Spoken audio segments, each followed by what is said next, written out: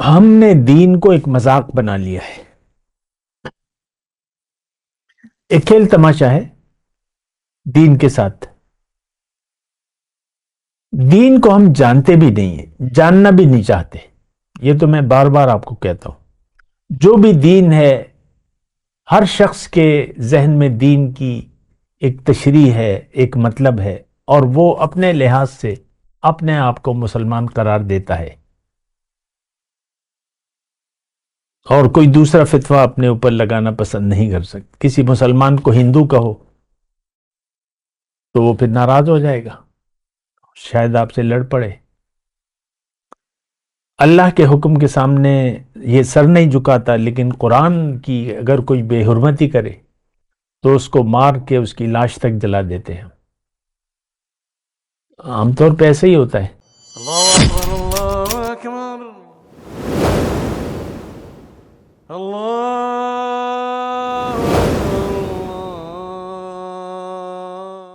اعوذ باللہ من الشیطان الرجیم، بسم اللہ الرحمن الرحیم۔ اللہم صلی علی سیدنا محمد معدن الجود والکرم وآلہ وسلم۔ سامعین و ناظرین اکرام، السلام علیکم ورحمۃ اللہ وبرکاتہ۔ آج کا ہمارا موضوع معبود کا مطلب ہے۔ دیکھیں، یہ مطلب جاننا بہت زیادہ ضروری ہے، اور معبود کا مطلب یہ ہے کہ وہ ہستی جس کی آپ بات مانیں بلا چون و چرا۔ بس یہ آسان سے میں کر رہا ہوں، بلا چون و چرا، بنا سوچے سمجھے اگر آپ کسی کی بات مان رہے ہیں تو وہی آپ کا معبود ہے۔ اور میں آسانی کے لیے آپ کی، جس کی آپ بات مانیں، جس کی آپ اطاعت کریں، جس کے حکم کے سامنے آپ سر جھکا دیں، جس کو آپ زندگی کا مدعا بنا لیں، مقصود حیات بنا لیں، تو ظاہر ہے کہ بس پھر آپ اسی کے لیے زندگی گزاریں گے۔ مقصود ہے، دیکھیں، ہم دنیا ہمارا مقصود حیات ہے۔ ہم دنیا میں کامیابی چاہتے ہیں، آسائشات زندگی چاہتے ہیں، اچھی زندگی ہم گزارنا چاہتے ہیں، پرسکون، آرام، پرآسائش، مزے والی یہ زندگی ہم گزارنا چاہتے ہیں۔ دنیا، مختصر یہ کہ دنیا ہمارا مقصود ہے، اور اس میں رہنا ہمیں پسند ہے، ہم مرنا نہیں چاہتے، اور دنیا ہی کے لیے ہم زندگی گزار رہے ہیں۔ اب دنیا کے تقاضے، یعنی اس میں زندگی گزارنے کے جو بھی تقاضے ہیں، تو وہ پھر آپ حاصل کرنے کی کوشش کریں گے، اس کے لیے پھر محنت کریں گے۔ معبود کا دیکھیں، میں مطلب بتا رہا ہوں آپ کو، جس کا کہنا مانے آپ، جس کی بات مانے، جس کی اطاعت کریں، بات مانے، یہ نہایت ہی آسان بات ہے۔ تو اگر میں تھوڑا سا آگے جاؤں، معبود وہ ہستی جس کی بات مانی جائے، جو بات ماننے کے قابل ہو۔ تو اگر اللہ کی آپ بات مان رہے ہیں، اللہ کے حکم کے سامنے آپ نے سر جھکا دیا ہے، تو اللہ ہی آپ کا معبود ہے۔ آسان مشکل الفاظ میں نہیں کہنا چاہتا، یعنی اگر آپ اللہ کی بات مان رہے ہیں، اللہ کی اطاعت کر رہے ہیں، اور اللہ کے حکم کے سامنے سر جھکا دیا ہے، تو وہ آپ کا معبود ہے۔ لیکن اگر آپ خواہشات نفس کی بات مان رہے ہیں، اپنی مرضی، میں آپ کے لیے آپ کی میں اہم ہے، اور خواہشات نفس، یعنی یہ ایک عام سی بات ہے، خواہشات نفس، جو آپ کی مرضی ہو،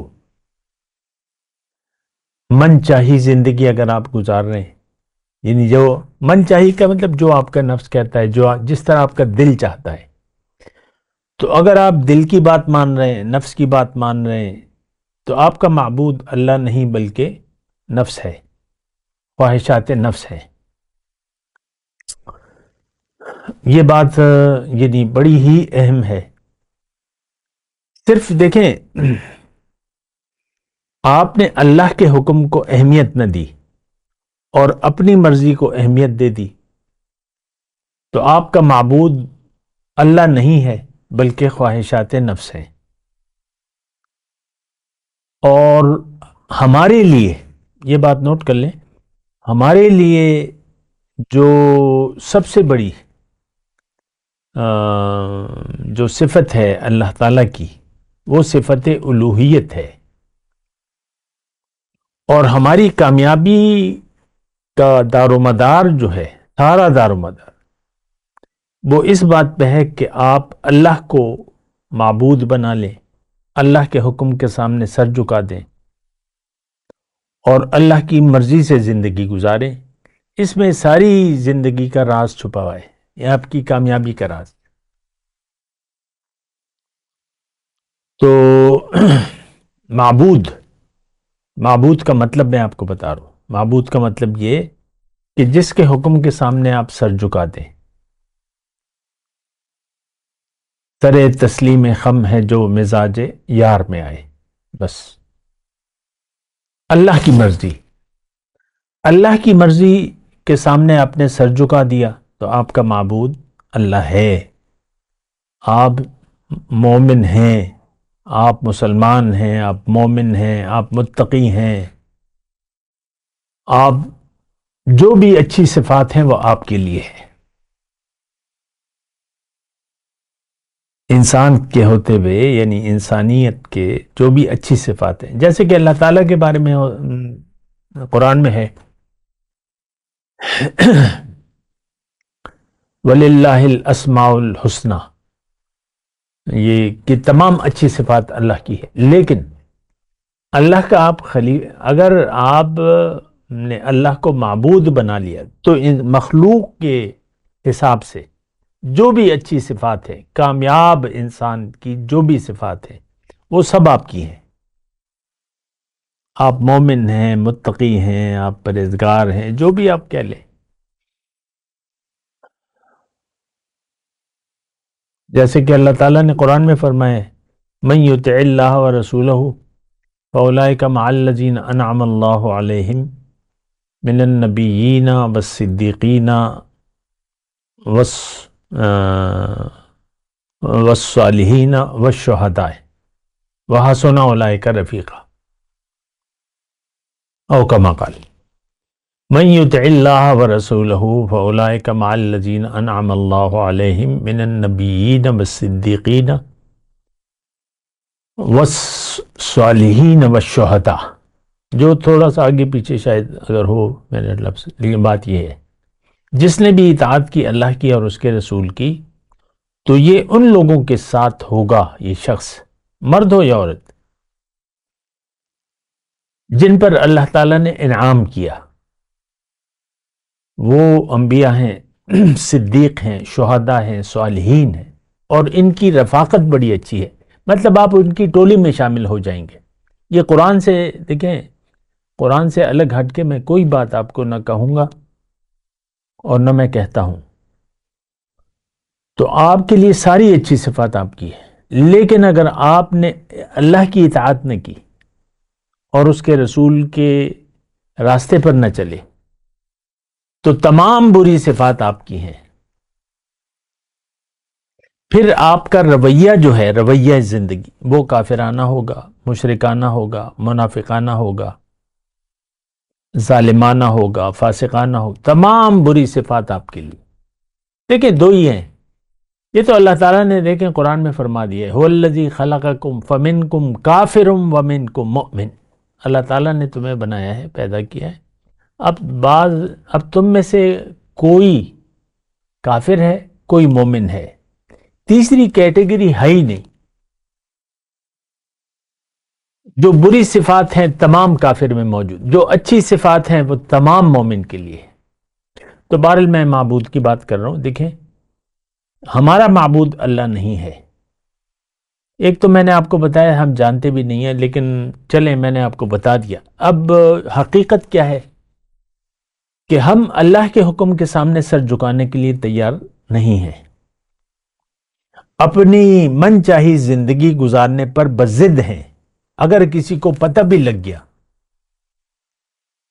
تو وہ کہے گا نہیں یار میں تو نہیں کر سکتا، میں تو نہیں کر سکتی. بس مرد و عورت فرق نہیں ہے. آج کا مسلمان جو برائے نام ہے وہ حکم الہی کے سامنے مکمل طور پر سر جھکانے کے لیے تیار نہیں ہے. دیکھیں، ہم نے دین کو ایک مذاق بنا لیا ہے، ایک کھیل تماشا ہے دین کے ساتھ. دین کو ہم جانتے بھی نہیں ہیں، جاننا بھی نہیں چاہتے. یہ تو میں بار بار آپ کو کہتا ہوں.